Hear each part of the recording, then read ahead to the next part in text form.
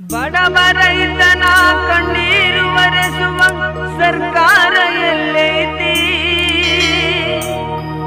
ಬೆಂಚಿಯ ಕೆಳಗೆ ಲಂಚ ಕೇಳುವ ಜನರೇ ಹೆಚ್ಚೈತಿ.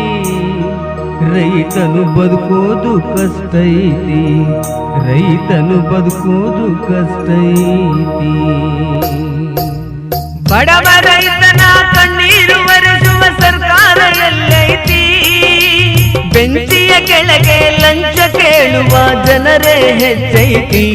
ರೈತನು ಬದುಕೋದು ಕಷ್ಟೈತಿ, ರೈತನು ಬದುಕೋದು ಕಷ್ಟೈತಿ.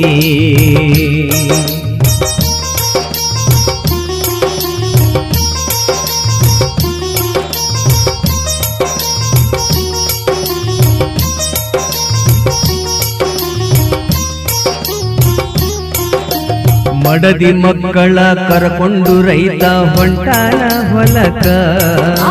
ಮುಂಜಾನೆ ಸಂಜಾನೆ ಎನ್ನಲಾರದೆ ದುಡಿತಾನೆ ಬದುಕುದುಕ. ಮಡದಿ ಮಕ್ಕಳ ಕರ್ಕೊಂಡು ರೈತ. ನಾನಂತ ಇಲ್ಲಿಗ 10 ಎಕರೆ ಹೊಲ ಸುಟ್ಟೈತೆ, ನಂದು ಭೂಮಿ ಇಲ್ಲ.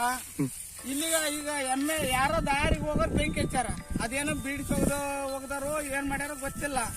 ಇದಕ್ ನನಗ್ ಪರಿಹಾರ ಕೊಡ್ಬೇಕು. MLA ಬರ್ಲು, ಕುಳ್ಕಡೆನ ಬರ್ಲು, ಯಾರೇ ಬರ್ಲು. ನೋಡ್ರಿ, ಇಲ್ಲಿ 20 ಲಕ್ಷ ರೂಪಾಯಿ ಸಾಲ ಐತೆ. ನಮ್ಗೆಲ್ಲ ಒಂದು ಪರಿಸ್ಥಿತಿ ಎಲ್ಲ ಬಹಳ ಕೆಟ್ಟ ಐತೆ. ಭೂಮಿ ಎಲ್ಲ ಈ ವರ್ಷ ಎಲ್ಲ ತರದಿಂದ ಲಾಸ್ ಆಗಿಬಿಟ್ಟಾವ.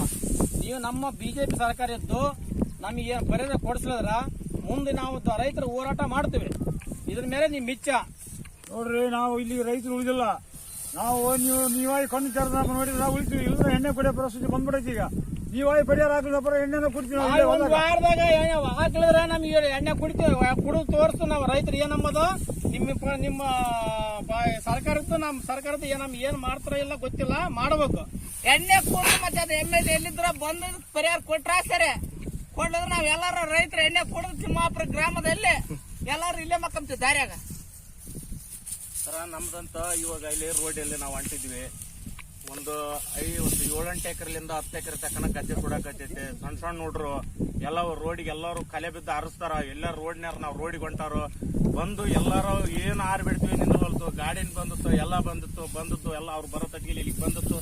ಏನ್ ಹಳದ್ ನೀರ್ ತಗೊಂಬಂದು ಎಲ್ಲ ತಗೊಂಬಂದು ಉಗ್ಗಿ ಆರ್ಬಿಡ್ತೀವಿ.